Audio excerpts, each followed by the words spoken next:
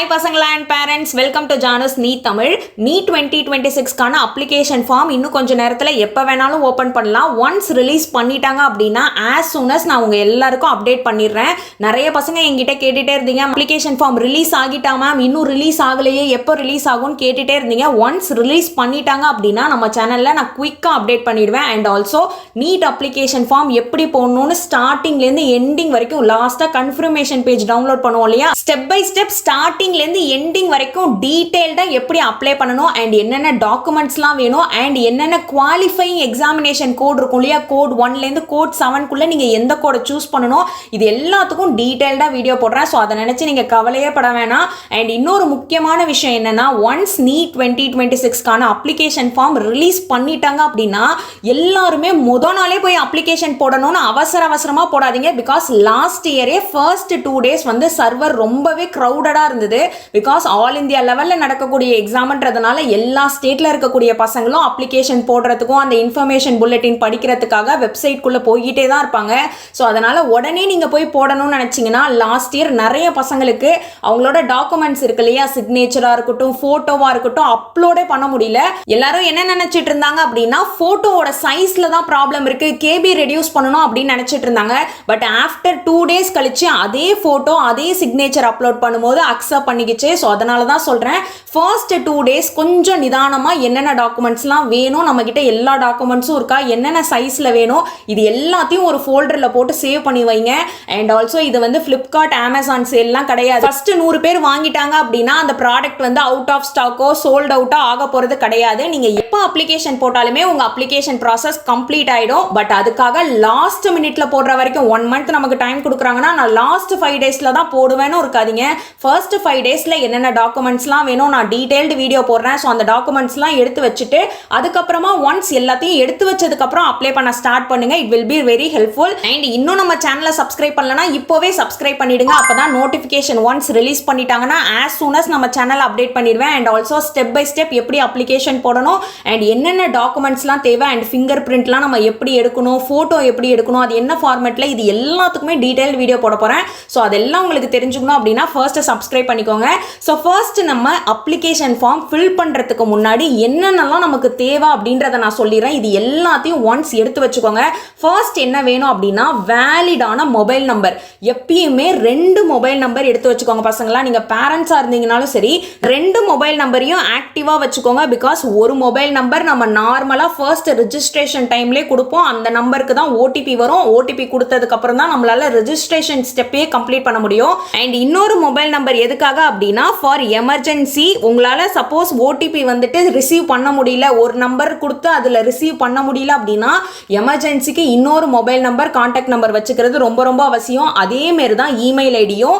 Application டைமில் email ID வெரிஃபிகேஷனும் உண்டு. So அதனால 2 இமெயில் ஐடி அதுவுமே ஒன்று ஆக்டிவாக வச்சுக்கோங்க. அண்ட் ஆல்சோ இன்னொன்று எமர்ஜென்சிக்காக வச்சுக்கோங்க. சப்போஸ் ஒரு மெயில் ஐடியில் உங்களால் வந்துட்டு ஓடிபி வெரிஃபை பண்ண முடியல அப்படின்னா எமர்ஜென்சிக்கு இன்னொரு மெயில் ஐடியும் நம்ம கையில் வச்சிருக்கிறது ரொம்ப ரொம்ப முக்கியம். அண்ட் நெக்ஸ்ட் மோஸ்ட் இம்பார்ட்டன்ட்லி உங்களோட ஆதார் கார்டை அப்டேட்டடாக வச்சுக்கோங்க. பிகாஸ் அப்டேட்டடாக இல்லை அப்படின்னா உங்களுக்கு நிறைய ப்ராப்ளம் கிரியேட் ஆகலாம். NEET 2026 அப்ளிகேஷன் ப்ராசஸ்க்கு உங்களோட ஆதார் நம்பரும் கேட்பாங்க அண்ட் உங்களோட ஆதாரில் இருக்கக்கூடிய நேமும் கேட்டு அவங்க வெரிஃபை பண்ணுவாங்க. நீங்கள் அப்ளிகேஷன் டைமில் உங்கள் நேம் கொடுப்பீங்க இல்லையா, ஸோ அந்த நேமும் உங்கள் ஆதார் கார்டில் இருக்கக்கூடிய நேமும் கரெக்டாக இருக்கா, மேட்ச் ஆகுதா அப்படின்னு கேட்பாங்க. சப்போஸ் மிஸ் மேட்சாக இருந்தது அப்படின்னா உங்களை அப்டேட் பண்ண சொல்லுவாங்க. கரெக்டான நேமா அப்டேட் பண்ணுங்க அப்படின்னு சொல்லுவாங்க.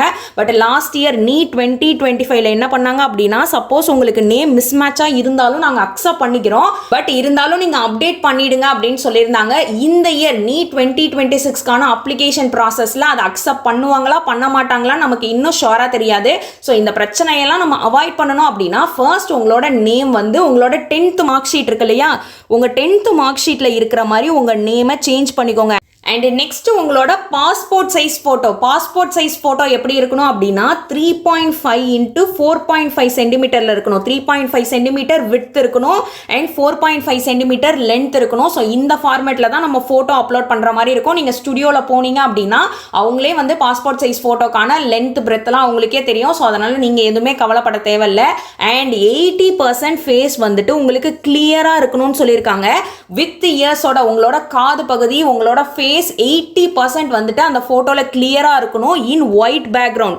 உங்களோட பேக்ரவுண்ட் வந்துட்டு கம்பல்சரி ஒயிட்டாக தான் இருக்கணும்னு சொல்லியிருந்தாங்க. ஸோ அதனால் 80% ஃபேஸ் தெரிகிற மாதிரி ஒயிட் பேக்ரவுண்டில் ஃபோட்டோ எடுங்க. அண்ட் ஆல்சோ அவங்ககிட்டயே நீங்கள் வந்து ஸ்டுடியோவில் எடுக்கிறீங்க அப்படின்னா அவங்ககிட்டயே சாஃப்ட் காப்பியாக கேட்டிங்கன்னா அவங்களே அந்த சாஃப்ட் காப்பி கொடுப்பாங்க. அண்ட் ஆல்சோ சைஸ் ரெடியூஸ் பண்ணணும். ஃபார் எக்ஸாம்பிள் லாஸ்ட் இயர் சொன்ன சைஸ் என்ன அப்படின்னு பார்த்தோம்னா 10 KBலேருந்து 200 KBக்குள்ள சைஸ் இருக்கணும்னு சொல்லியிருந்தாங்க. ஸோ இந்த இயர் என்ன கேபி சைஸ் சொல்கிறாங்க அப்படின்றத ஒன்ஸ் பார்த்துட்டு அந்த சைஸை ஸ்டுடியோவில் இருக்கிறவங்கள்ட்ட சொன்னீங்கனாலே அவங்களே அந்த சைஸை ரெடியூஸ் பண்ணி கொடுத்துருவாங்க. நீங்கள் வந்து தேர்ட் பார்ட்டி வெப்சைட்டில் போட்டு ரெடியூஸ் பண்ணணும்னு எந்த ஒரு அவசியமும் இல்லை. And also post card size photo அப்படின்றது 4x6 inch இருக்கும். ஸோ அந்த ஃபோட்டோவும் நமக்கு கம்பல்சரியாக வேணும்னு சொல்லியிருக்காங்க. நீங்கள் பாஸ்போர்ட் சைஸ் ஃபோட்டோ எடுத்தீங்க இல்லையா, அதே ஃபோட்டோ தான் போஸ்ட் கார்டு சைஸுக்கு. சைஸ் மட்டும் தான் டிஃப்ரெண்ட்டாக இருக்கணும், பட் அதே ஃபோட்டோ தான் போஸ்ட் கார்டு சைஸ் ஃபோட்டோவாகவும் இருக்கணும்னு சொல்லியிருக்காங்க. ஸோ அதுலேயும் உங்களோட ஃபேஸ் கிளியராக தெரியணும், உங்களோட இயர்ஸ் தெரியணும். சப்போஸ் ஸ்பெக்ஸ் போட்டிருந்தீங்க அப்படின்னா அந்த ஸ்பெக்ஸ் வந்து கிளார் அடிக்காமல் இருக்கணும், உங்கள் ஐஸ் வந்து கிளியராக இருக்கணும் அப்படின்னு சொல்லியிருக்காங்க. அண்ட் நெக்ஸ்ட் வந்து உங்களோட சிக்னேச்சர். நீங்கள் உங்கள் சிக்னேச்சரை ஒரு பேப்பரில் போடணும். மெயினாக பிளாக் பெனில் போடுங்க. பிளாக் இங்க் பென்னு தான் அவங்க வந்து ப்ரிஃபர் பண்ணியிருக்காங்க. ஸோ அதனால் பிளாக் பெனில் சைன் போட்டு white background white plain sheet இருக்கு இல்லையா, ஸோ அதில் பிளாக் பெனில் போட்டு அதை ஸ்கேன் பண்ணி அப்லோட் பண்ணுங்கள். அண்ட் நெக்ஸ்ட் என்ன அப்படின்னா left and right hand fingers and thumb impression. Last year இந்த தப்பை நிறைய பசங்க பண்ணியிருந்தாங்க. பிகாஸ் அவங்க இன்ஃபர்மேஷன் புல்லட்டினில் என்ன சொல்லியிருந்தாங்க அப்படின்னா சாம்பிளுக்கு ஃபோட்டோ ஃபிங்கர் பிரிண்ட் இமேஜ்லாம் கொடுத்துருப்பாங்க இல்லையா, அதில் ஒன்லி தம்போட இம்ப்ரெஷன் மட்டும்தான் கொடுத்துருந்தாங்க. ஸோ அதனால் நிறைய பசங்க அதை பார்த்துட்டு தம்ப் இம்ப்ரெஷன் மட்டும் வச்சா போதும் அப்படின்னு நினச்சிக்கிட்டாங்க. பட் அது கிடையாது. உங்களோட 10 ஃபிங்கர் இருக்கு இல்லையா, 10 ஃபிங்கரோட ஃபிங்கர் பிரிண்ட்டுமே அவங்க கேட்டிருக்காங்க. ஸோ அதனால உங்கள் 10 ஃபிங்கரையும் வச்சு ஸ்கேன் பண்ணி அந்த ஃபோட்டோவை அப்லோட் பண்ணுங்க. அண்ட் நெக்ஸ்ட் என்னென்ன டாக்குமெண்ட்லாம் வேணும் அப்படின்னு பார்த்தோம்னா உங்களோட 10th மார்க் ஷீட். இப்போ நீங்கள் 12th படிச்சுட்டு இருக்கீங்க, 12th வந்து ஃப்ரெஷராக இருக்கீங்க, இனிமே தான் நீங்கள் 12th எக்ஸாம் எழுத போறீங்க அப்படின்னா உங்களோட 10th மார்க் ஷீட் இருந்தால் மட்டும் போதும். சப்போஸ் நீங்கள் வந்து ட்ராப்பராகவோ இல்லை ரிப்பீட்டராகவோ 12th கம்ப்ளீட் பண்ணிட்டீங்க, நான் செகண்ட் அட்டம்ப்டோ தேர்ட் அட்டம்ப்டோ நீட் எழுத போகிறேன் அப்படின்னீங்கன்னா உங்களோட 12th மார்க் ஷீட்டும் கம்பல்சரி கேட்பாங்க. ஸோ அதனால் உங்களோட 10th mark sheet 12th mark sheet அதில் இருக்கக்கூடிய நேம்லாம் கரெக்டாக இருக்கா, உங்களோட பேரண்ட்ஸ் நேம்லாம் கரெக்டாக இருக்கா, அண்ட் ஆல்சோ உங்களோட மார்க் டீடைல்ஸ் இது எல்லாமே கரெக்டாக இருக்கான்னு ஒன்ஸ் செக் பண்ணிக்கோங்க. அண்ட் நெக்ஸ்ட் மோஸ்ட் இம்பார்ட்டன்ட்லி என்ன அப்படின்னு பார்த்தோம்னா கேட்டகரி சர்டிஃபிகேட். நீங்கள் எந்த கேட்டகரியில் வரீங்களோ அந்த கேட்டகரிக்கான சர்டிஃபிகேட் வச்சுருந்தீங்க அப்படின்னா உங்களுக்கு கண்டிப்பாக ரிசர்வேஷன் கிடைக்கும். இந்த ரிசர்வேஷன் யாருக்கு கிடையாது அப்படின்னு பார்த்தோம்னா ஜென்ரல் கேட்டகரியில் வர பசங்களுக்கு ரிசர்வேஷன் கிடையாது. நீங்கள் ஓபிசி கேட்டகரியில் வந்தீங்க அப்படின்னா உங்களுக்கு 27% ரிசர்வேஷன் இருக்குது. அதே மாதிரி எஸ்சி எஸ்டி உங்களுக்குமே ரிசர்வேஷன் இருக்குது. And also EWS generally economically weaker section வரீங்க அப்படின்னாலும் உங்களுக்கும் ரிசர்வேஷன் இருக்குது. 10% ரிசர்வேஷன் உங்களுக்கு கிடைக்கும். ஸோ உங்களுக்கு ரிசர்வேஷன் வேணும் அப்படின்னா இந்த கேட்டகரி சர்டிஃபிகேட் ஓபிசி கண்ட்ரோலில் வரீங்கன்னா ஓபிசி சர்டிஃபிகேட் வச்சிருக்கணும். அண்ட் ஆல்சோ எஸ்சி எஸ்டியாக இருக்கீங்க அப்படின்னா எஸ்சி எஸ்டி சர்டிஃபிகேட் வச்சிருந்தா மட்டும்தான் உங்களுக்கு ரிசர்வேஷன் கிடைக்கும். அண்ட் ஆல்சோ நிறைய பசங்க பேரண்ட்ஸ் டவுட்ஸ் கேட்டுகிட்டே இருந்தீங்க, நானும் நிறைய தடவை சொல்லிட்டேன், அப்ளிகேஷனுக்கு கேட்டகரி சர்டிஃபிகேட் வேணுமா மேம், நிறைய பேர் கவுன்சிலிங்க்கு தான் வேணும் அப்படின்னு சொல்கிறாங்க அப்படின்னு சொல்லிட்டு கேட்குறீங்க. கண்டிப்பாக அப்ளிகேஷனுக்கு வேணும். ஏன் அப்ளிகேஷனுக்கு வேணும் அப்படின்னா அப்ளிகேஷன் நம்ம போட்டு எக்ஸாம் எழுதிடுவோமா, எக்ஸாம் எழுதினதுக்கு அப்புறம் உங்களுக்கு குவாலிஃபைங் மார்க் இருக்கும்ல, பாஸ் மார்க் இருக்குல்ல, இந்த குவாலிஃபைங் மார்க் எப்படி செட் பண்ணுவாங்க அப்படின்னா ஒரு கேட்டகரிக்கும் ஒரு மார்க் இருக்கும். ஃபார் எக்ஸாம்பிள் ஜென்ரலுக்கு ஒரு மார்க் கொடுத்துருப்பாங்க, அதே மாதிரி ஓபிசிக்கு ஒரு மார்க் இருக்கும், எஸ்சி எஸ்டிக்கு ஒரு மார்க் இருக்கும், இடபிள்யூஎஸ்க்கு ஒரு மார்க் இருக்கும். ஸோ அந்தந்த கேட்டகரியில் இருக்க பீப்புள் அந்த மார்க் எடுத்திருந்தாலே ஃபார் எக்ஸாம்பிள் 120 தான் ஜென்ரலுக்கு பாஸ் மார்க் அப்படின்னா 115 வந்துட்டு ஓபிசிக்கு பாஸ் மார்க்காக இருக்கும். ஃபார் எக்ஸாம்பிள் இப்போ நீங்கள் ஓபிசி கேட்டகரியில் வரீங்க, ஆனால் ஓபிசி சர்டிஃபிகேட் வச்சு அப்ளை பண்ணாமல் நீங்கள் ஜென்ரல் கேட்டகரியில் அப்ளை பண்ணிட்டீங்கன்னு வச்சுப்போம். ஒன்ஸ் நீங்கள் எக்ஸாம் எழுதி உங்களோட ஸ்கோர் வந்துட்டு 180 மார்க்ஸ் எடுத்திருக்கீங்க, ஆனால் நீங்கள் ஜென்ரல் கேட்டகரின்னு அப்ளை பண்ணியிருந்தீங்கன்னா நீங்கள் 120 மார்க் எடுத்திருந்தா மட்டும்தான் நீங்கள் பாஸ். ஸோ ஆப்வியஸாக நீங்கள் ஃபெயில் ஆகிடுவீங்க, நாட் குவாலிஃபைடு அப்படின்னு தான் வரும். இதுவே நீங்கள் ஓபிசி கேட்டகரிக்காக ஓபிசி சர்டிஃபிகேட் வச்சு நீங்கள் அப்ளை பண்ணியிருந்தீங்கன்னா ஓபிசி சர்டிஃபிகேட் எவ்வளோ பாஸ் மார்க் சொன்னால் 115 இருக்கா.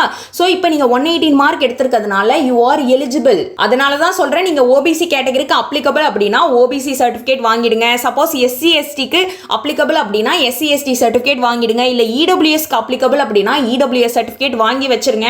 அண்ட் நெக்ஸ்ட் உங்களுக்கு ஏதாவது டிசபிலிட்டிஸ் இருந்தது அப்படின்னா பிடபிள்யூடி சர்டிஃபிகேட் ரொம்ப கம்பல்சரி, இல்லைனா யூடிஐடி கார்டு சப்மிட் பண்ண சொல்லுவாங்க. பிகாஸ் பிடபிள்யூடிக்கு உங்களுக்கு ரிசர்வேஷன் இருக்கு.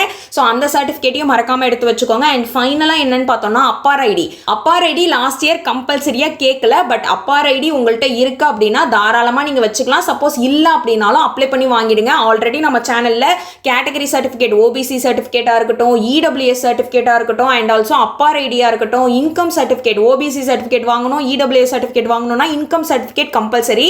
ஸோ அது இருந்தால் மட்டும்தான் நம்மளால் ஓபிசி சர்டிஃபிகேட்டும் இடபிள்யூஎஸ் சர்டிஃபிகேட்டும் வாங்க முடியும். ஸோ இந்த சர்டிஃபிகேட்லாம் எப்படி நம்ம ஆன்லைன்லேயே அப்ளை பண்ணி வாங்கலாம், வீட்டில் இருந்தே எப்படி அப்ளை பண்ணி வாங்கலாம்னு டீட்டெயில்டு வீடியோ எல்லாத்துக்குமே நான் போட்டிருக்கேன். ஸோ ஒன்ஸ் அதை பார்த்து சீக்கிரமாக அப்ளை பண்ணி வாங்கிடுங்க. பிகாஸ் ஓபிசி சர்டிஃபிகேட்டாக இருக்கட்டும், இடபிள்யூஎஸ் சர்டிஃபிகேட் எல்லாமே அட்லீஸ்ட் 1 வீக்காவது ஆகும். இப்போ நீங்கள் அப்ளை பண்ணாதான் அந்த 1 வீக்கில் சர்டிஃபிகேட் கிடைச்சதுக்கப்புறம் நீங்கள் அப்ளிகேஷன் போடலாம். பிகாஸ் அப்ளிகேஷனோட டைம் பீரியடே நமக்கு 1 மந்த் தான் கொடுப்பாங்க. இன்னும் நீங்கள் சர்டிஃபிகேட் வாங்கி வைக்கல அப்படின்னா மறக்காமல் இப்போவே அப்ளை பண்ணி வாங்கிடுங்க பசங்களா. பேரண்ட்ஸ் பார்த்துட்டு இருந்தீங்கனாலும் சரி, குயிக்காக உங்கள் பசங்களுக்கு அப்ளை பண்ணி வாங்கிடுங்க. ஸோ இந்த டாக்குமெண்ட்ஸ் எல்லாத்தையும் ரெடி பண்ணி ஒரு ஃபோல்டரில் போட்டு வச்சுக்கோங்க. ஒன்ஸ் அப்ளிகேஷன் ரிலீஸ் பண்ணிட்டாங்க அப்படின்னா அவசரமாக போய் அப்ளிகேஷன் போடாதீங்க. உங்களுக்கு ஏதாவது டவுட்ஸ் இருந்தது அப்படின்னா ஸ்டெப் பை ஸ்டெப் அப்ளிகேஷன் வீடியோவில் நான் டீட்டெயில்டாக சொல்கிறேன். உங்களுக்கு ஏதாவது டவுட்ஸ் இருந்தது அப்படின்னாலும் கமெண்ட் செக்ஷனில் கேளுங்க. முடிஞ்ச வரைக்கும் உங்கள் எல்லா டவுட்ஸையும் நான் கிளியர் பண்ணிடுறேன். அண்ட் ஆல்சோ அப்ளிகேஷன் ரிலேட்டடாக நிறைய பசங்க, நிறைய பேரண்ட்ஸ்க்கு நிறைய டவுட்ஸ் இருக்குது. நான் முடிஞ்ச வரைக்கும் நிறைய டவுட்ஸ் கிளாரிஃபிகேஷன் வீடியோ, ஆதார் கார்டுக்காக இருக்கட்டும், ஓபிசி சர்டிஃபிகேட், இன்கம் சர்டிஃபிகேட், இந்த மாதிரி ஒரு இதுக்குமே நான் டவுட்ஸ் கிளாரிஃபிகேஷன் வீடியோ போட்டுட்டு தான் இருக்கேன். சப்போஸ் உங்களுக்கு இன்னுமே டவுட்ஸ் இருக்கு, நான் லைவ்ல வந்து உங்களுக்கு எக்ஸ்பிளைன் பண்ணணும், இந்த 1 மந்த் அப்ளிகேஷன் பீரியட் டைம்ல ஈவினிங் டெய்லி உங்களுக்கு லைவ் வேணும் அப்படின்னு ஆசைப்பட்டீங்கன்னா கமெண்ட் செக்ஷன்ல லைவ் அப்படின்னு சொல்லுங்க. நான் கண்டிப்பா லைவ்ல வந்து உங்க டவுட்ஸ் எல்லாத்தையும் கிளியர் பண்ண ட்ரை பண்றேன். டவுட்ஸ் கிளாரிஃபிகேஷன் செஷனே நம்ம ஒன்று கண்டக்ட் பண்ணலாம். அண்ட் மறக்காம நம்ம சேனலை சப்ஸ்கிரைப் பண்ணி வச்சுக்கோங்க. அப்போதான் நெக்ஸ்ட் நீட் அப்ளிகேஷன் ரிலேட்டடா எந்த ஒரு அப்டேட்டா இருந்தாலும் as soon as நம்ம சேனல்ல அப்டேட் பண்ணும்போது உங்களுக்கு நோட்டிஃபிகேஷன்ல காட்டும். அண்ட் ஆல்சோ உங்க கூட படிக்கிற ஃப்ரெண்ட்ஸா இருக்கட்டும், இல்ல வாட்ஸ்அப் குரூப் வச்சிருந்தீங்கன்னா மறக்காம இந்த வீடியோ உங்களுக்கு ஷேர் பண்ணுங்க. அப்பதான் என்னென்ன டாக்குமெண்ட்ஸ்லாம் வேணும் அப்படின்றத அவங்க ப்ரீ ப்ரிப்பேர்டா எடுத்து வச்சுப்பாங்க. ஸோ உங்க எல்லாரையும் நான் நெக்ஸ்ட் வீடியோல பார்க்குறேன். All the best, take care and bye by.